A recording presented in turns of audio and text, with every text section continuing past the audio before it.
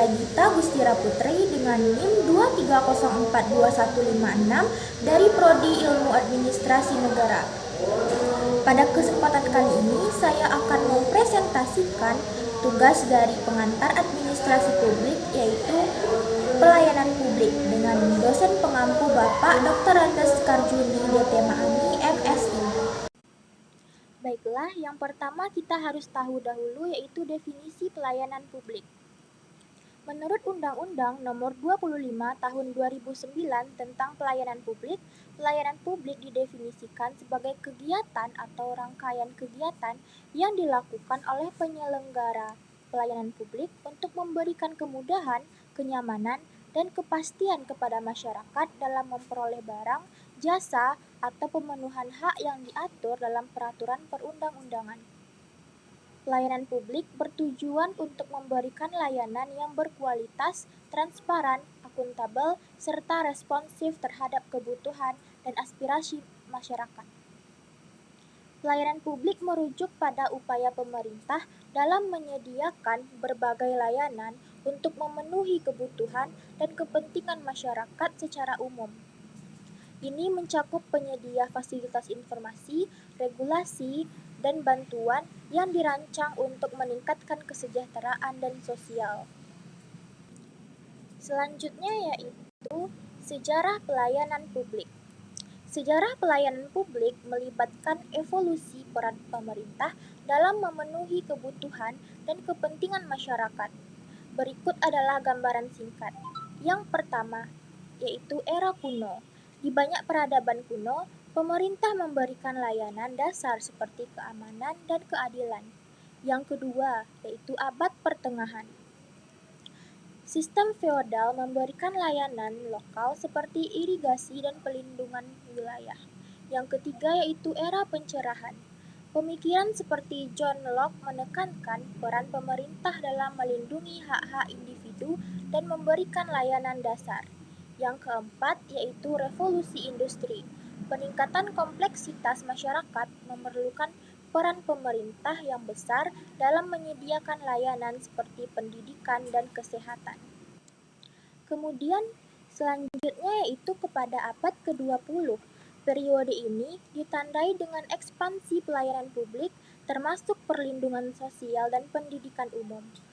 Kemudian reformasi birokrasi. Pada pertengahan abad ke-20, banyak negara melakukan reformasi birokrasi untuk meningkatkan efisiensi dan akuntabilitas pelayanan publik.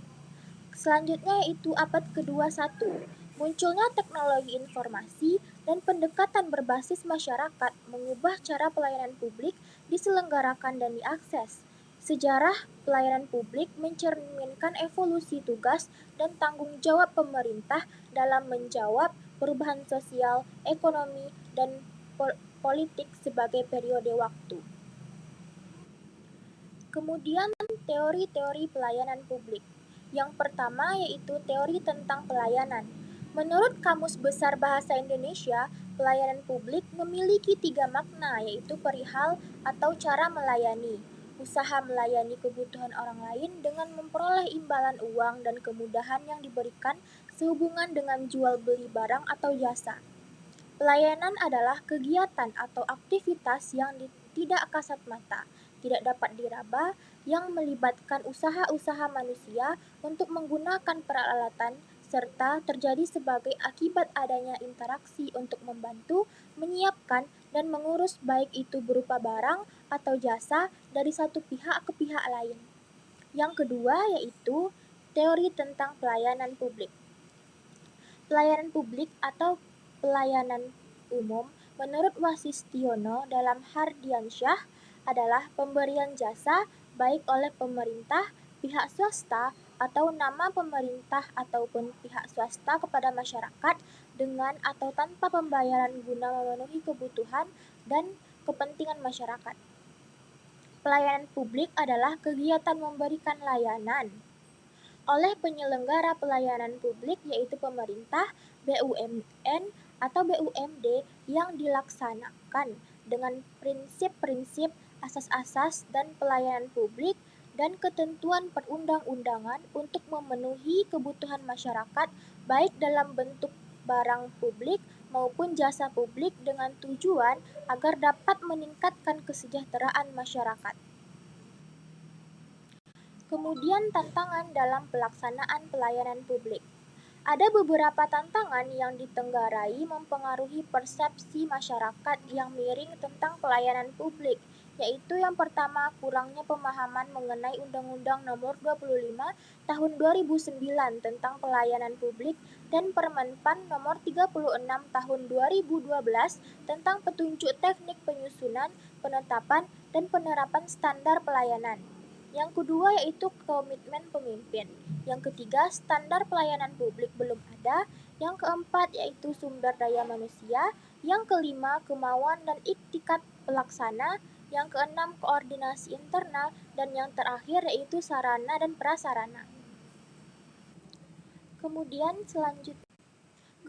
setelah kita mengetahui tantangannya, kita lanjutkan materi mengenai perbaikan pelayanan publik.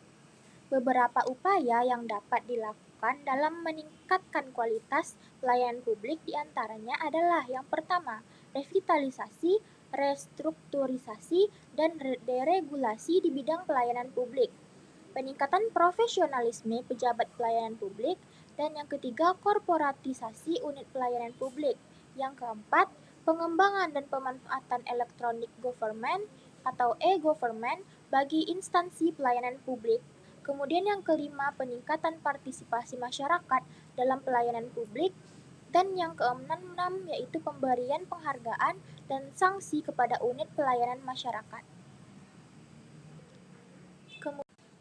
Kemudian yaitu yang pertama, peran pemerintah dalam memperbaiki dan meningkatkan pelayanan publik adalah meningkatkan kualitas SDM aparatur penyelenggara pelayanan publik. Terdapat 5 karakteristik kompetensi yang harus dipenuhi penyelenggara pelayanan publik, yaitu yang pertama yaitu motif atau motif, hal yang dipikirkan atau diinginkan seseorang secara konsisten dan menimbulkan tindakan. Yang kedua yaitu sifat atau traits, karakteristik fisik dan respon konsisten terhadap situasi atau informasi. Yang ketiga yaitu konsep diri atau self-concept, yaitu sikap dan nilai-nilai yang dimiliki seseorang. Yang keempat, pengetahuan atau knowledge, yaitu informasi yang dimiliki seseorang untuk bidang tertentu. Kemudian yang terakhir yaitu keterampilan atau skill, adalah kemampuan untuk melaksanakan suatu tugas tertentu, baik secara fisik maupun mental.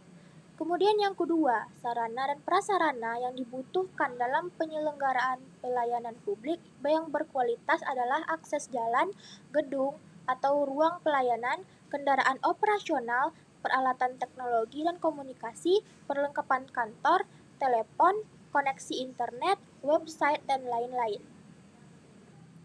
Kemudian selanjutnya yaitu yang ketiga, optimalisasi kinerja sistem dan metode pelayanan publik. Salah satu upayanya adalah melalui Sistem Informasi Manajemen Nasional atau SIMNAS. SIMNAS adalah sistem yang berfungsi menyediakan informasi untuk kepentingan semua operasi organisasi. SIMNAS bertujuan untuk yang pertama, menyediakan informasi yang diperlukan dalam pengambilan keputusan.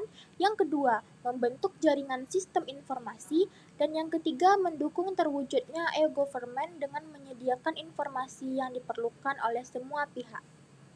Selanjutnya yaitu yang keempat, optimalisasi kinerja pengawasan terhadap penyelenggaraan pelayanan publik.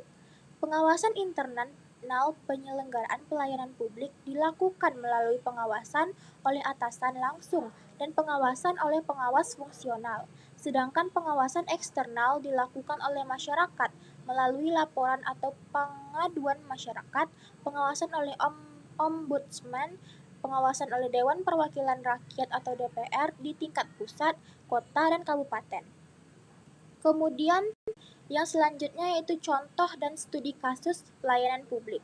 Sebuah contoh pelayanan publik adalah proses pengajuan perizinan usaha di suatu kota, di mana warga dan pengusaha harus melalui berbagai tahapan seperti pengumpulan dokumen, pembayaran, dan inspeksi untuk mendapatkan izin yang diperlukan. Pelayanan publik semacam ini dapat mencakup interaksi dengan berbagai kalangan pemerintah dan melibatkan berbagai administratif. Sekian presentasi saya pada hari ini. Saya akhiri dengan wassalamualaikum warahmatullahi wabarakatuh.